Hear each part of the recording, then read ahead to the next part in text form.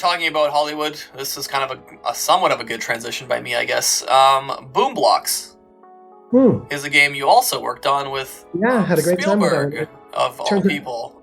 Yeah, it turns out making a game about physics where you have all these fun little characters and you throw things at stuff and they fall over and that's how you get scored. And I'm not describing Angry Birds. Yeah, I was going to say, that came later. Might not know. That's what people said. Oh, well, he just sort of lent his name to it. I go, oh, no. Yeah, really? He actually came in working those long developer hours, those 70 hours. Maybe not long developers. But for somebody of his stature, he was scheduled to come by the studio once a week for an hour. He would come by the studio once every other week on average, but he would stay for hours. I mean, he oftentimes didn't leave.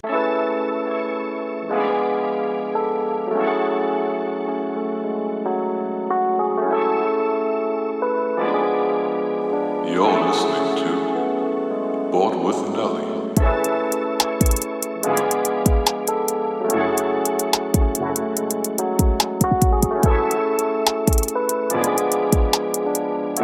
Welcome back. My name is Nelly. We're here doing it again with Lou. First part was really a lot of information to try to process from the 140 plus games. Well, we didn't even talk about that many games. We talked about a lot of different games that you worked on. I think we would need like 10 more podcasts to try to get your whole career down. Yeah, it would take a while, I'm sure. We were in the middle of Blade Runner stuff, I believe, and I was asking specifically about what Harrison Ford thought of the game or didn't want to do the game or something like that. Yeah, no, I'm happy to expand on that. So we never really reached out to Harrison Ford or his manager to have Deckard in the game, and there were a couple reasons for that. The first is Harrison had been on record multiple times of saying that he felt like video games were not treating the Hollywood actors with the right amount of respect and reverence, and he was worried that it would erode the salaries of actors. I think we could have gotten over that, though, because first we were SAG, and second of all, we were actually employing multiple people for even one role. We'd have a model, an actor, a physical actor, a voice actor. So there's a lot of people that were involved in creating one of these digital characters back then. So, and then obviously since then, Hollywood has quite warmed up to digital people with, everything from Benjamin Button to the Sandra Bullock space one, I can't think of it, where virtually every scene, every image is a rendered image. So yeah, I don't think that would have been a problem, but that wasn't the only reason. The other reason was we had decided to do a story that was concurrent with the film, and because the film was very much the story of Deckard, it would have been difficult to have him included in something that didn't happen on screen. It's not that we followed Deckard through the story on the film minute by minute, but for the most part, the story was all about him. So the conceit that we had was, okay, we know that Chew ends up getting killed. We don't know for sure that Roy Batty kills him, although that's certainly implied in the film.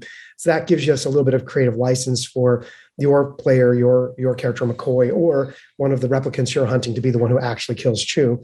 And that little bit of being able to play with some of the backstory was the fun of the concurrent storyline. And it would have been very difficult to do with Deckard. You know what's interesting? What your studio was already doing some pretty big stuff, bringing in big actors. And so, I would think that, I don't know if there was a better studio at the time to actually potentially bring in big Hollywood names and kind of bridge this gap between gaming and film, right? Yeah, I mean, we had James Earl Jones, Michael Biehn. I mean, we even before that, way back in '92, I think we did for Lands of Lore 1, we had Patrick Stewart who did the voiceover. Right, wow. So we had used Hollywood actors going all the way back to the Lands of Lore and even Eye of the Beholder days. I think we had actually some fairly big screen names for AFTRA stuff back then. But yeah, like I said, I don't think it would have been a showstopper to try to get a hold of Harrison Ford, but he obviously would have been very expensive and Sure. understandably so, and I don't think we could have given him much screen time. Honestly, it would have been pretty difficult to figure out how to get that to happen right. Yeah. Do you think you would even get a return on your investment when it was someone that massive for a video game? It just depends Yeah. on how willing the actors were to work for the various rates that we could pay. And even then, they were extraordinarily expensive. For authenticity, we wanted to make sure that we captured as many of the actual actors from the film as possible. I think we got just about everybody. Right. I look at games today like Cyberpunk and, getting Keanu Reeves and stuff like that, and it's fascinating, right? Like maybe there is potential there to get someone massive and really build on that game. Yeah, nowadays games are big enough to do. They're bigger entertainment than any other medium. So, and the budgets are big enough to where you can get just about anybody as long as they're willing to do the work. And depending on the game, depends on how much work it is. If it's one thing to go in for a modeling session, and doing some voiceover, it's another thing altogether to have to go do thousands of motion capture sequences or something like that. It's a much bigger demand on their time. And all of it comes down to authenticity. How much do you want to capture the actual performance? Because we've moved from motion capture to performance capture, and in my estimation, if you're going to bring in a big name, you want to do a performance capture so that you get as much of that actor's ability into the character as possible. Right. What was the original goal when you started bringing in big names to, Red Alert franchise, Command and Conquer franchise? Because you were one of the first, companies to do it. I mean, bluntly, talent. I mean, yeah. They're good at what they do. There's a reason they're famous. yeah. But you also got approval from, obviously, everyone wanted to be on board. Hey, we want to invest a lot of money into it. You saw a return on that investment, right? You would say? Oh, yeah, absolutely. I mean, yeah, the time and time again, people have asked, was it possible to make money with all these big names? But absolutely, we had very successful games. So our budgets were large for our cinematics compared to what other companies might do. But arguably, I mean, if you looked at what Blizzard was doing with their pre-rendered cinematics, they very quickly stepped up the quality of those cinematics to where when we were budgeting it out. No worries. Got some guests. Yeah. So sorry about that. But no worries. Yeah. For us, it was, we very, very quickly, when Blizzard started ratcheting up the quality of the graphics they were doing with big teams of cinematic artists. I mean, honestly, they were very comparable, if not maybe even exceeded our budgets for live action filming. We had our own studio, which saves a lot of money, our own motion capture equipment. So when you put all that in and just getting a return on that invested capital, the actors and the script writers and the behind the scenes talent, we use people from a lot of people from Hollywood, but we also use some local talent as well. As long as the quality was up to Joe Kukin's very high standards, we were happy to use wherever we could find the talent. Right. And it's interesting today that you're seeing a lot of games go the other way, where they're now trying to create content for Netflix. You've seen, I don't know if you've seen Cuphead has a new show on Netflix. No, I didn't know that. I love Cuphead. It's amazing. The graphics are incredible. And it's more of a kids show. There's a League of Legends Arcane. I don't know if you've seen that. That I have seen. Arcane is beautiful. Incredible stuff. Yeah. Do you kind of wish that maybe you could revamp the Red Alert Command and Conquer franchise into a Netflix, because there's so much rich stuff to work with there? And I mean, it would take it would take a really good team. We did dance around the idea of a Command and Conquer movie multiple times. There was multiple times in the past where we had either been approached by script writers or actually gone out and had scripts written, but I think that the timing for the industry was such that really the things that we got back, I don't think the writers really quite understood our industry very well, and they would come back with stuff that was, Red Alert was very campy, but it was campy in a very deliberate way, and it just came back with a different voice to it. It just didn't sound right. What do you mean campy? Maybe I'm a little confused here. Campy. Well, Red Alert was intentionally being, the attack of the 50-foot woman. It came from Red Alert, giant ants. Okay. I mean, it's very whimsical and fantastic. And so the acting of Red Alert was intentionally campy. It was intentionally a little over the top. Over the top. Okay, yeah, especially with the Red Alert 2. With Command and Conquer, we really didn't try to be campy. We were trying to be as serious as we could, and we just weren't as practiced at our art as things happened over time. So I think it comes off as a little campy, but that wasn't intentional. All the Command and Conquers we took them very seriously. I'm also wondering how that process would even work. How many people from your team would you need to commit to, a venture like that? Because that's a massive undertaking in the middle of already building a competitive, at that time, a very competitive scene, the RTS genre, Yeah, that was part of it, was the creative drain. But I mean, honestly, it was that Hollywood at that time was, I wouldn't say dismissive, but certainly it looked down a little bit on games as being a sub-medium, and they didn't really they didn't perceive it as being, um, they were going to do their movie the way they were going to do their movie. If you're licensing their property or you're hiring them for their expertise, and so it didn't have the same feel as the game. And that it's hard sometimes when you're doing that. I mean, there's been a lot of video games that haven't done well because they the Hollywood interpretation was a little too, maybe a little too straight a little too far from what the fans really wanted. Famously, look at Sonic the Hedgehog when they revamped the entire film, because it just, I'm sure the people who created that character didn't intentionally want to make it something that didn't read. It's just they thought they would do something fun with the character that was different, and it was met with quite a bit of fan backlash. And that happens quite a bit in films. I haven't seen Halo. I'm really anxious to see that, to see how they did that. But nowadays, there's a lot of stuff that comes out that's really good. So I think at this point, certainly the numbers argue for Hollywood and games to treat each other with respect. So I think that's happening now. Maybe there's some correlation there as well, because you were saying, what were you saying? Sorry, brain fart here.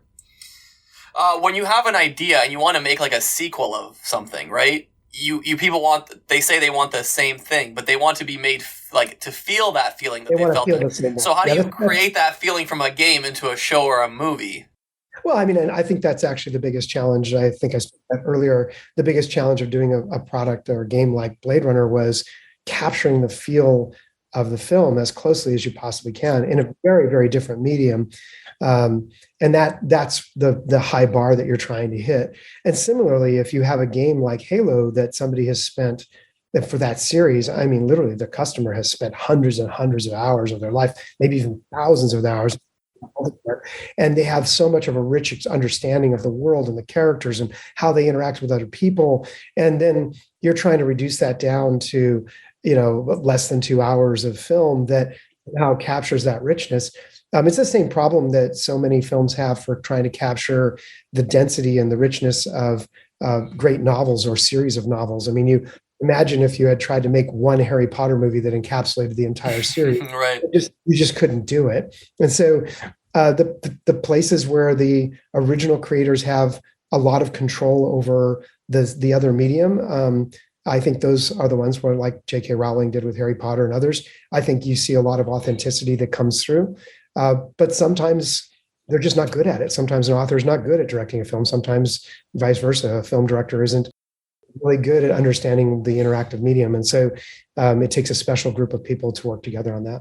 And you would have actually been really qualified because you've already had success going from film to game. I mean, what's to stop you from going game to film and having potentially similar success there?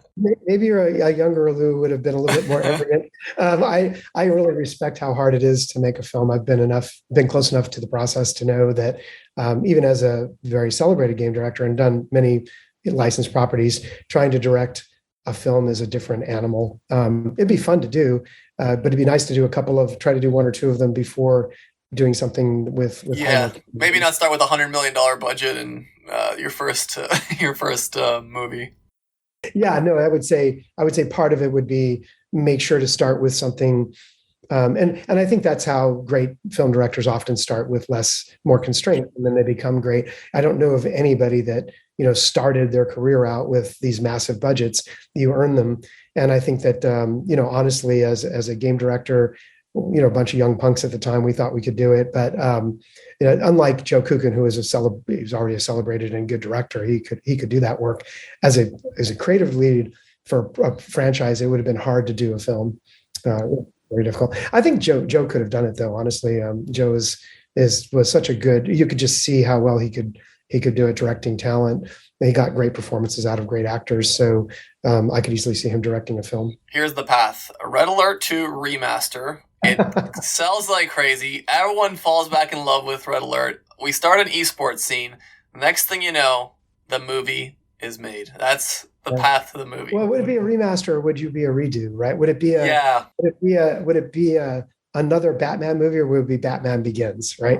I mean, Right. that's actually the way to think about it. I think that we're going to see that. I don't think we've seen it quite yet. I can't think of an example, but I do believe that the franchises have been now we're talking decades old, massive franchises.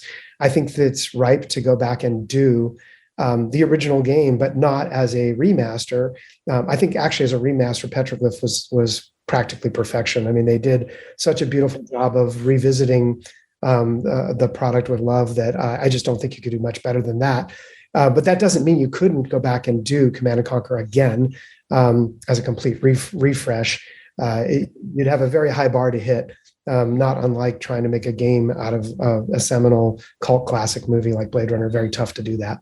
Yeah, I actually now remember what we were talking about before. It was Blade Runner related. I was bringing up the fact that there was 4 different CDs that you needed for the game. Yeah, that's So right. the amount of stuff you managed to do with such restrictions is kind of fascinating. Yeah, and that actually hurt to some extent too. When we started the project off, and we came up with some of the technology solutions that we had, we were real super excited about the fact that we could get something that back in that time and age, that day and age, resembled the film and captured that feeling, that mood. And it required inventing the voxel technology that we did and everything else. But ultimately, it just kind of all held together really nicely. And then as we started building this ambitious game with so many different paths and so much different content and so many different scenes, and the artists just again and again and again blowing us away with what beautiful and rich environments they could do. The digital budget just started exploding. And we really, in the beginning, we planned on being on a single CD, and then pretty quickly it was like, wow, we're not going to make it on a single CD. I guess we're going to have to go to 2. And ultimately, by the time we were done, we had a lot more content than we could even fit on 4 CDs. Really? Yeah, we had to compress the shit out of stuff to get it to fit. So what's the content? Like, what do you mean? Like different the storylines? same stuff, just better quality. There's a Oh, few scenes where if you're watching Blade Runner, there's a few scenes where you'll see close-ups of McCoy or something that are in real time. All of our characters in our game could have looked as beautiful as the images that you saw in the cutscenes, but it just was constrained by the performance of the computer and compression. We did a really good job on compression, but even then, I don't remember what the original stat was. I used to know it, but many gigabytes of data were in the uncompressed data for all all of Blade Runner. Blade Runner. There was just, I don't know how many, countless gigabytes. So when it was all compressed down, it came in at a little over 1.6 or whatever it is, 4 CDs. So 4 times the 700 megabytes. So what is the problem with that many CDs? Does that like reduce your profit? What is the big? Yeah, it was expensive. So it took away. It was also required players to switch CDs in the middle of the game at times too, which is always not. That's not Ideal. as ideal. So that's why it was remastered on DVD as well at some point. So I don't know, when that exactly happened, because it was kind of post the time where we were. It was basically just took a DVD and it would have just run because it would have found the files. It wouldn't have tried to ask. So It's interesting that today you have so much room to work with. Like, what would you do differently, I guess, because today you don't have those restrictions that you didn't. You have to innovate to get to where you wanted to go, whereas today you have so many possibilities to work with. Yeah, I mean, I think you still have different problems. If we took the same approach, and I'm not sure we would, but if we did, then we would be doing some sort of digital online downloads. So that would be possible. But again, you're going to have to compress stuff because the higher resolution images and higher resolution loops, even by today's standards, would take a long time to download. Right. We were talking about Hollywood. This is kind of a somewhat of a good transition by me, I guess. Boom Blox is a game you also worked on with had a great time with Spielberg, of all people. Yeah, it turns out making a game about physics where you have all these fun little characters and you throw things at stuff and they fall over and that's how you get scored. And I'm not describing Angry Birds. Yeah, I was going to say, some people might not know. Some people might not know that actually came much later. In fact, actually, in some of the early interviews with the folks from Angry Birds, they had mentioned they were inspired, or at least inspired, I guess inspired by Boom Blox, and they stopped saying that pretty quickly, I guess. Really? Maybe, Damn it. maybe their attorneys got on them or something. But at the end of the day, Steven had the idea to do a side version for the upcoming phones and tablets, and I think it was iPhone, really, and EA Mobile at the time said, no, we can't hit a big enough market with that. We need to do the jammed at, tech block characters. They redesigned it. It was more like a Mario game. It was nothing like Boom Blox at all. But Boom Blox, it was a lot of fun. Steven came in the studios and said he wanted to build a game for kids. He was already working on a much bigger project, which ultimately I did get a chance to work on for a little while. A game project or a movie project? A game project that never came out. Yeah, it was an absolutely gorgeous project. I wish that had been finished, but the budget for that was time and money was just going to be extraordinarily large. Why did he even want to go? If I don't know, I'm a little bit ignorant here. Why did he even want to go in the video game space? Is he a big gamer? Yeah, really? Yeah, he was involved in the original DreamWorks Medal of Honor with the female character. Wow. Yeah, not Elias Hall, but the one before that. And he's always sort of tangentially or even not so tangentially been involved in games and liked them, liked making them. That's what people said. Oh, well, he just sort of lent his name to it. I go, oh, no. Yeah, really? He actually came in, working those long developer hours, those 70 hours. Maybe not long developers. But for somebody of his stature, he was scheduled to come by the studio once a week for an hour. He would come by the studio once every other week on average, but he would stay for hours. I mean, he oftentimes didn't leave when he was supposed to. So no, he was very much involved in Boom Blox right from the beginning. Wow, I didn't know that. That's fascinating to me. Yeah, it was a lot of fun working with him. I mean, he's an incredibly talented individual and great insights of human beings all the way around. As one of his comments was, people like to watch physical things play out because they think they know how they're going to play out, but then they're surprised. And then kids just like to break stuff. Yeah, so right. It was just really, he's sort of spot on with that. And I mean, Angry Birds is a great example of his genius, even though that wasn't a game he worked on. He pitched EA many times to do a human simulator where you kind of hung out in your house and you would go get grocery shopping and make dinners and things like that. And Sims? Yeah, basically. No way. He described the Sims to a T, but he didn't build the Sims. Oh, okay. He just thought it would be really interesting to make a game of human simulation, and then I don't think that Will Wright was inspired by that because it came out in some of our discussions later, so I don't think he knew about it. But it was just these sort of insights that that Steven Spielberg's always had that I always found incredibly fascinating.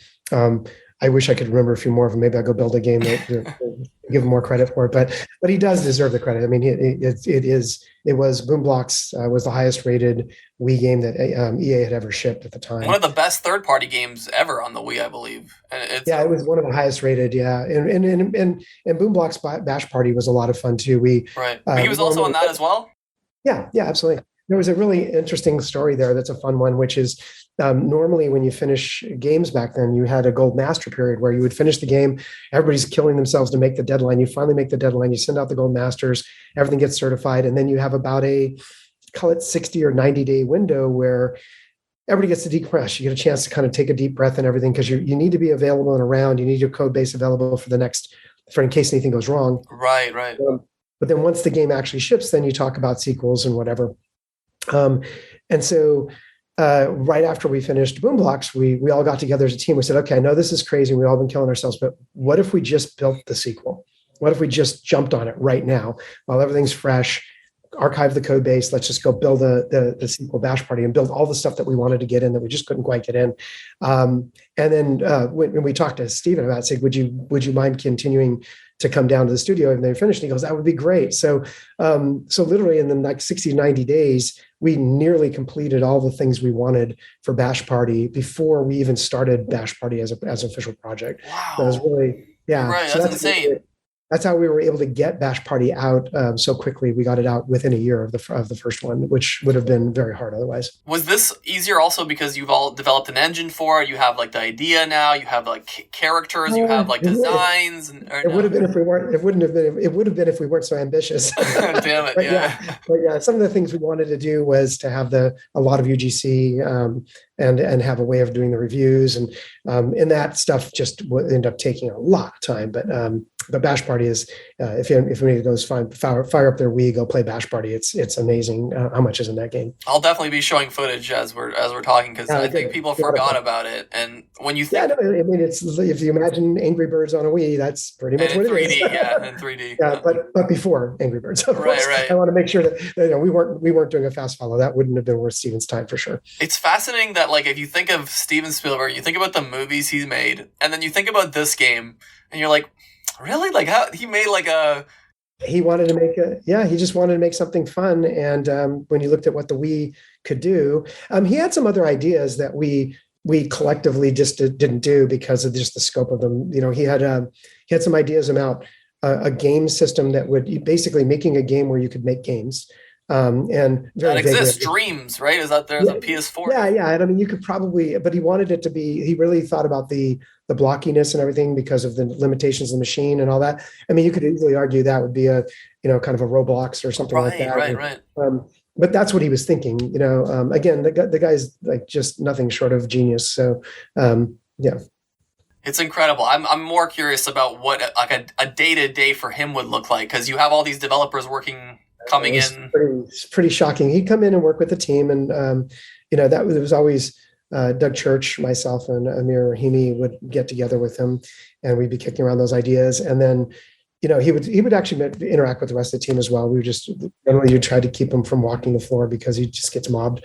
Right. But then actually, he would leave the office, and then we'd see him on an award show, or we'd, I can't come this week because I'm in Darfur. Right. Sure. It was bizarre, but yeah, it was fun though. It was really a great life experience, and the game was recognized with a BAFTA, so we all really were appreciative of the opportunity to make it. Yeah, that's really cool. I mean, that's really cool that a guy like that would dedicate so much time to perfecting this game where maybe you would think like, oh, this is just a side project, whatever, he just came in and made a great game with you guys.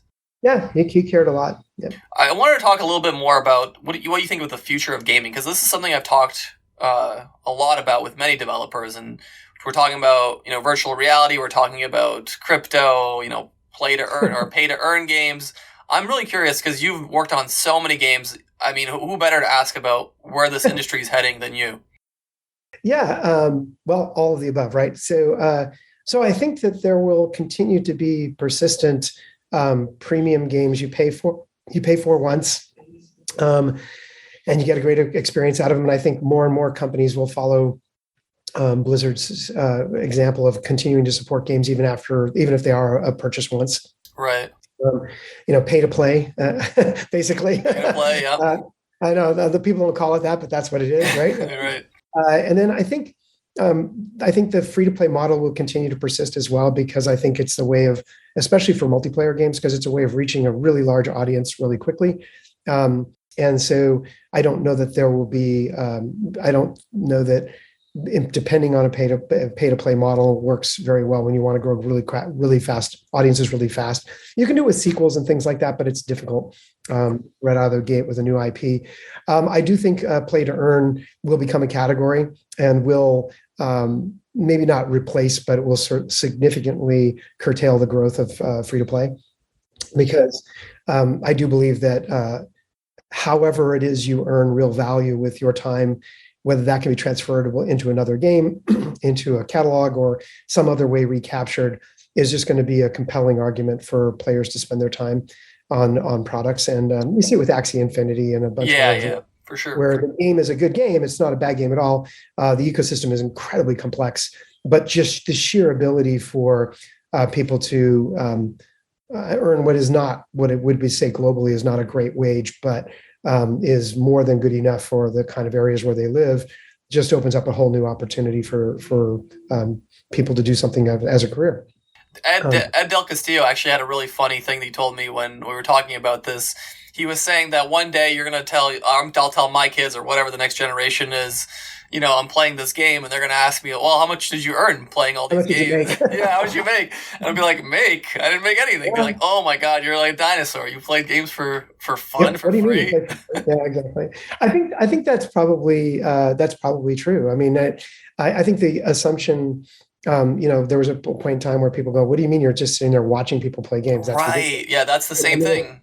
Yeah, it's the same kind of thing. In esports, athletes are earning larger and larger paydays, and it's getting more and more competitive because of that. So I think that's, again, another category that just can't but do anything but continue to grow. It's very hard to break into esports because of the switching costs and the entrenchment of existing things, but it will happen. There will be some competitive game that just becomes the next Counter-Strike or CSGO or something like that. Right. Or Fortnite or whatever it may be, right? Yeah, exactly. So I think all of those above. I'm also a big believer in VR, especially as the new Vive and the new Oculus products are coming out. They're just so natural and they're comfortable, and that kind of thing just makes it easier and easier. So what's the big hurdle there? Yeah, what's the big hurdle for VR? Well, they still have some challenges, like the forward IR is really important so that you can see objects, you don't go crashing into things. That does take you away from the experience, but it also protects you. Right. Right? Yeah. Literally. I think one of the things that is still a difficult problem to tackle with VR is telepresence. So it's the idea that my avatar is puppeteering under my commands in the same space that you are. So we're actually feeling like we're participating in the same space. And I think that's continuing to get better all the time.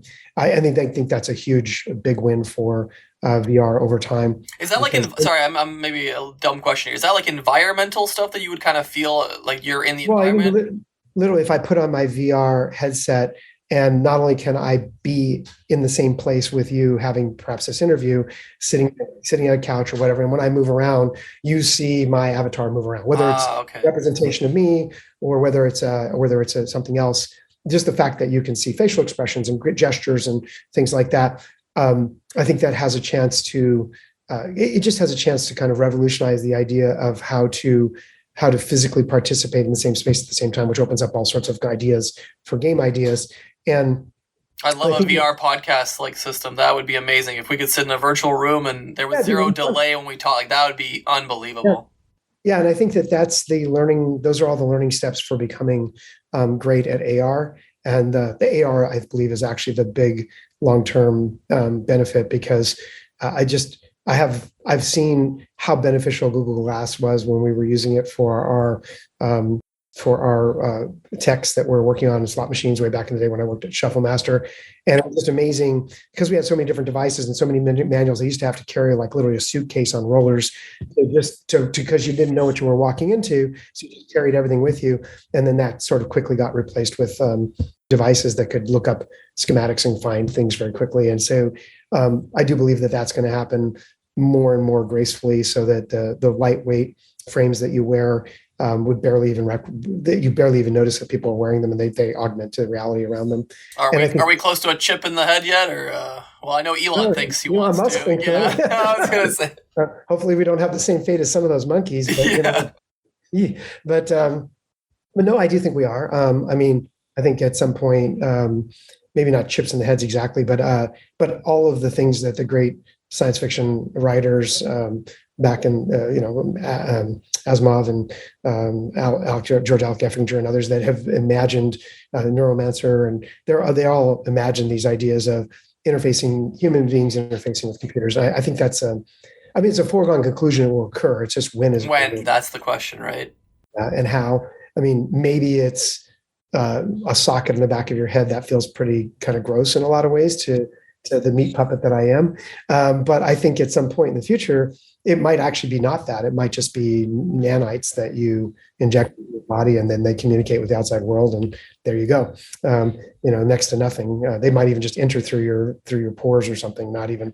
Have you watched any Black Mirror? Are you a fan of Black Mirror? Yeah. With the reset, they're able to rewind like an interview or something back in their head. That's a terrifying future that There's a lot of stuff that it's really easy to imagine how technology can go off the rails and become horrible.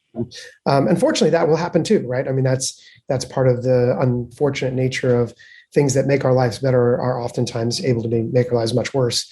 So just I'm an optimist. I believe in human nature, although in recent news makes it harder to right, sure. But anyways.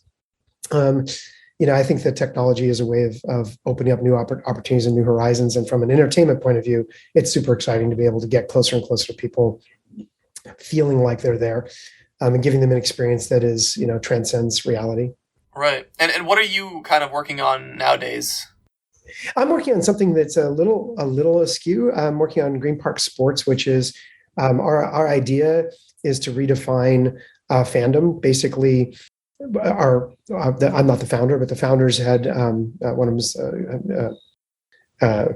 Chad Hurley from YouTube. And anyways, but the founders, you can look them up. But they basically had this idea of what is it we can do to measure fandom, authentically measure fandom, and give people progression and long-term rewards for being fans, and give them a way to socialize and engage with each other more easily. Gamifying fandom. Gamifying fandom, but also socializing fandom in a way that doesn't exist right now. I mean, if you're a fan of an athlete or a team, you have to go to a subreddit somewhere and dig up all your it's very laborious to go around and try to find things. And nobody really cares if you show up every single day. Maybe the other people do a little bit, but there's no progression. You can't say, oh, my fan score is 100. Nobody knows what it is. It's not like an Xbox score or something like that. And I think that's what that is what really excites me about the company. I think that's where we're going to be very unique. And you can extend that to anything, right? You can extend that to having fans of a content channel. Well, so we're a licensed property. That's the other thing is for the authenticity. Okay. For authenticity, we would want to make sure we do make sure that we are only providing a licensed opportunity. So we already license League of Legends, the LCS League. Oh, so nice. Very cool. League of Legends, this other little sport called the NBA. You've probably heard of. Never heard of it. Yeah, exactly. And MLS, Major League Soccer, as well as La Liga Soccer. And then new leagues that we'll be announcing in the near future. So super fun. Our idea is to create those social networks, and really not to create the networks, but to basically enable and facilitate the social networks for fans versus trying to have everything be about the team or trying to come at it from the sport and then get to the consumer. It's actually celebrating the fact that fans themselves are a community and a group that deserves. Is this also in the crypto space and NFTs related, or that's also a factor in this? It is. A lot of our investors are very big fans of crypto, and so we had very early designs on how to build that into our economy and how to build that into our collections. So we've already had one drop in November of the core virtues, which is basically our expression of experience accelerators. So if you buy these crypto objects, then they will actually, the gear for your little greenie, you have an avatar that's a greenie that's kind of a bean man that wears gear. Super fun too, because you can be a fan of multiple things. So you can have your Team Liquid jersey with your Golden State Warriors hat, and maybe your cool kicks from that glow from the Knicks, something like that. So you might have like a group of teams that you're really super excited about, or a particular athlete where you have their jersey, and you're able to put that on your greenie and express that as an avatar. So that's the sort of way you can express yourself in Green Park. Right, and that's what brings me to my next question. Were you right off the bat kind of in on crypto, because you're probably one of the first people to kind of learn about it in the earlier days, or no? Funny enough, yeah. I mean, a weird way. Not as a creator. I didn't have the opportunities, and not the places where I wasn't lined up with that. But very, very quite a long time ago, in 2000, I want to say 11. Oh, 11 man. Well, you bought some Bitcoin, and you're just... I bought some Bitcoin. I've done well. Well done. Yeah. Yeah. I mean, I've actually told people kind of laughingly that I got into crypto early enough where I took the risk with money and I put it into Mount God over in Japan, and couldn't really read Japanese, so it was like super risky. And could have lost it all, but managed to move it to one of my friend's wallets who was a miner, and then he moved it to Coinbase when I felt like, okay, that's a U.S. company, I feel more secure there. And then up our wallets and MetaMask and others. And so, but basically, just I'm I kind of got in early enough to where I've been selling crypto, but I've moved it around to different things, and speculated, but I've never really voted with my risk. In fact, I've never reinvested. I haven't had to. Right. So, wow. That's so it's a weird, yeah, I've made my money back multiple times over, and now I'm just I bet. Playing around in the space. So. Now it's just for funsies. Yeah, well, it's real money. You can convert it to real money, and I have to pay taxes, so it does matter. Sure. What's the biggest potential of crypto that you see for in your space? Yeah, I mean, well, so first of all, a couple things. I'm big fans. A shout out to the guys at Immutable X that are doing the layer 2 stuff. That's really important because it's a zero carbon solution, and I think that's important. We need to be a little bit cautious about our environment. We don't want to keep creating technologies that cause us to chop down trees. That's not so good for the earth. But at the same time, I think that the really fun, exciting thing about it is that the public ledger of ownership, what I would call provenance. So there's a lot of people in my industry and others that would argue, crypto is kind of an unnecessary technology. You can obviously, if you have a product that you're offering, why not just be a centralized service that offers that product that happens all over the world? So what problem are you solving? And a lot of times people will tout you can make an object and use it in multiple places, but that takes like multiple people all agreeing to do that, which is starting to see with Decentraland and a couple others, but it's going to be a while before that happens really well. I think, but the thing that really matters is the ability to prove ownership of a digital asset, and that provenance is really important. The fact that it's a public ledger, the fact that you can prove that you actually bought it from a source that actually was minted, that whole history is just something the transparency is just unmatched. Yeah, exactly. And so it makes it fraught for fraud and people each other, and also for other horrible making things. An infinite amount of it, or whatever the current problems we have. Yeah, so it's one of those problems, but that's all, is it proof of work? Is it proof of stake? And, it's all these sort of crazy ideas. But I think that that's the biggest thing that crypto has to offer, or crypto technology, blockchain technologies. I think it's better to call it blockchain technologies because not all of it really revolves around crypto per se, but the idea that you can have a shared public ledger that is secure is an incredible innovation for technology and for society that we're only beginning to see the real fruits of that. 100 years from now, providing the blockchains that do persist end up having some one or two that are standardized, right. Or maybe even there's now lots of efforts around recording blockchains so that if they ever should go away for whatever reason, there is still a public ledger available. So in 100 years from now, it won't be one of those questions of like, well, where did you get that super cool collectible thing? And it applies to physical objects as well as digital objects, because you can always tag a physical object with a digital one. And as long as you transfer the provenance with the physical object, you can prove a chain of ownership back to the authentication date originally, which is really big. I also think that those technologies are going to be great for digital assets when we can sort out the copyright issues. Right now, it's not entirely clear where copyright doesn't really exist in the crypto/blockchain space. And that's something that we do need to rationalize at some point, because then when people spent the money to buy a thing, they expect to have a certain amount of rights, because we've learned over the rule of law that when you buy something, you have some use of ownership of it, and sorting out those issues is going to be really important for the future too. And decentralization, Web 3.0, do you think we're also well on our way into that, especially considering the current climate and misinformation and censorship and all these topics that kind of have a solution with Web 3.0 potentially, right? I think what's really exciting about Web 3.0, at least from a Green Park point of view and what we're doing right now, is the idea that, we have this IP that we're developing and it's super fun and we're going to make this object. And, by the way, there's this other people that are doing this other thing. It's like, hey, it's like the sandbox. It'd be really fun if you could do greeny stuff in your sandbox, or if you could bring your sandbox stuff over to Green Park. And so we're collaborating with them. And I think it's really, it's really fun space to be. So, I think that's another like notch to its belt. Yeah, another unrecognized benefit that I think is going to be really fun.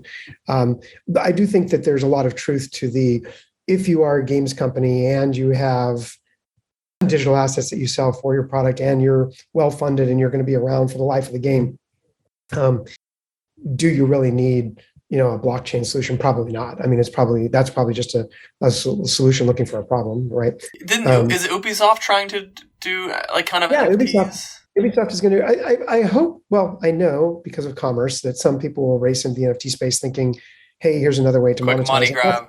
Yeah, that's not wrong in the sense that sure, if there's a way to do that with some authenticity and respect for the community, but on the other hand, it's a very specific set of solutions, so you need to have the problem to solve with that.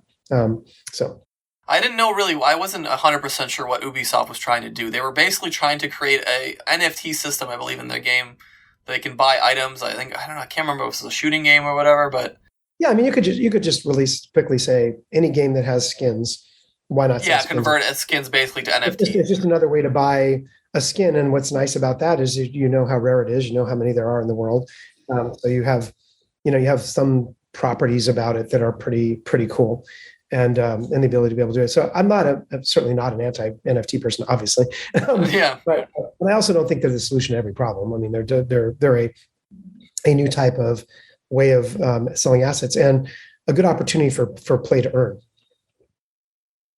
I think me and Ed were talking about Blizzard or Diablo or I think he was saying they lost a lot of money because they kind of didn't embrace the fact that their gold was being sold as kind of a currency around the world. There were some poorer countries that use like gold ore in World of Warcraft, and I think Blizzard was actively trying to prevent this sale or these like third-party people from selling, right? Yeah, but there's good reasons. When we build products for a certain type of consumer base, there's a license for how you're going to use it, and then people start to use it in a different way. There's a rule of law, and you're trying to protect your intellectual property and how it's being used, and also potentially your consumer, right? So I fully support Blizzard for trying to protect their consumers. I mean, nowadays, in the future, it may seem archaic that you didn't have a gold that was tokenized that you could easily move to another game or a different game from the same company, at least. But that wasn't the problem they were facing at the time. They were facing people not using the game in the way that was legally intended to be used. And then that can be difficult because you don't want to run afoul of any kind of laws or regulations. And it also changes the entire ecosystem. Basically, you've built your game around potentially, and there's I mean, and I think some games it's less like in competitive games. You don't want to have a pay to win kind of strategy. I'm a big fan of pay to compete, though. What's pay to compete? Well, I'm just something I use as sort of shorthand for saying catch-up mechanics. Like I don't think anybody cares that the back cart in Mario Kart runs faster than the front one, because you're not going to get in the front just by being fast in the rear. You're just going to be with the other people playing. And so I think that when you build mechanics where people be able to contribute money, it's exciting and interesting to allow them to contribute money to give them a sort of fighting chance to be part of the crowd. And it becomes quickly uninteresting if you can spend money and be good, and therefore be unreachable by other people who are very good at the game. I think if you're going to preserve a skill level in your game, you need to not let that high-end skill gap be achieved through purchasing.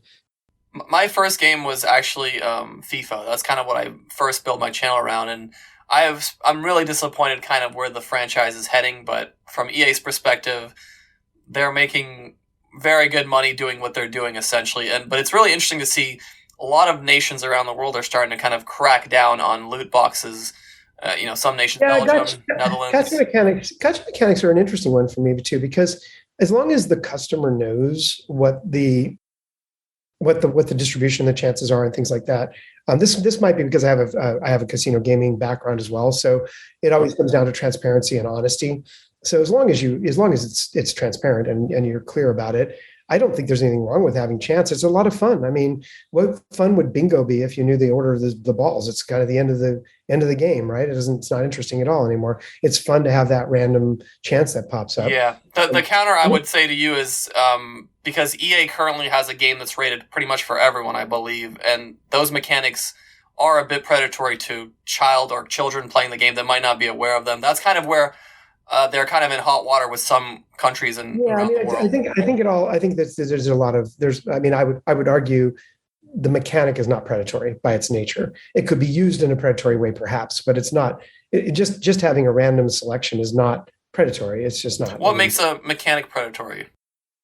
Well, if you're being dishonest or you're misleading, this is the casino industry had to deal with this a long time ago. You can't have a slot machine that shows near misses, right? Where it says you're only going to get paid on the main line, so let's show that really rare token more often than it would normally occur on the other lines to make people think, oh, I almost got it. Will that be predatory? Because human beings are really good at processing probability. And when you see that thing come up many times, you're like, okay, it's got to be happening sometime. Well, that's actually against gaming regulations because it's misleading, right? And similarly, that I would view as predatory for sure. And there's many other ways to do it that are predatory. As far as underage and protecting children, I think that's important too.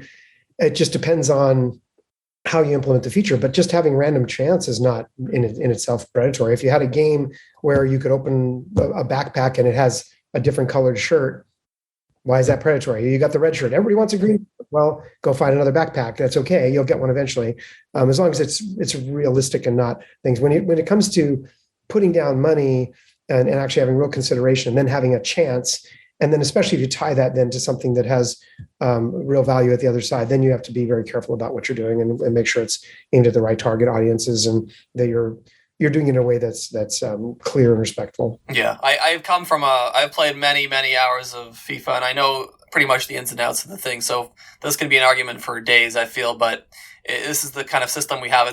I'm curious to see where the future of loot boxes in general is heading, and if there will be any more regulations elsewhere. I don't share the common industry trope that all loot boxes are bad. I don't think that's true. I just don't. I mean, lots of games I've played in my life that have the equivalent of loot boxes that have been a lot of fun. The chests have I opened in Zelda, right? I mean, it's like you don't always have the same thing. And I mean, it's the games have always had a certain randomness to them. That's a lot of fun. It's how you implement them and how transparent you are with what the chances are. Yeah, that's fair. That's totally fair. Lou, believe it or not, we've done 50 minutes. Another one. Yeah, but I don't want to have to keep you over like last time. Just want to say thank you for your time, and I know you do a lot of these podcasts, so I appreciate that you're sharing your knowledge with so many people. That's really admirable. I'm happy to do them. I don't do that many of them, but I'm happy to do them when somebody reaches out. Maybe you don't know. No, you've done a lot. If you look at your Google or your YouTube and type in your name, you've done a lot. Maybe you just forgot. Okay. Yeah, well, I've been doing this for a very long time, right? right. So it's a lot of fun. Is there anything you want to plug that you're working on that people should go follow you? I don't do these to plug things, right? I do these to answer questions about things. So, but I'm very happy and excited about doing what I'm doing right now, and eager to see people. Hopefully, we're solving a good problem for fans everywhere. But overall, I just hope that it's been useful, and I hope that they've enjoyed, that your audience have enjoyed my thoughts. And I don't pretend to be right at everything by any means, but hopefully, I'm right more often than I'm wrong. All right, that's what we can all hope for, I guess, right? Exactly. Beautiful. All right. Thank you for your time. All right, you take care.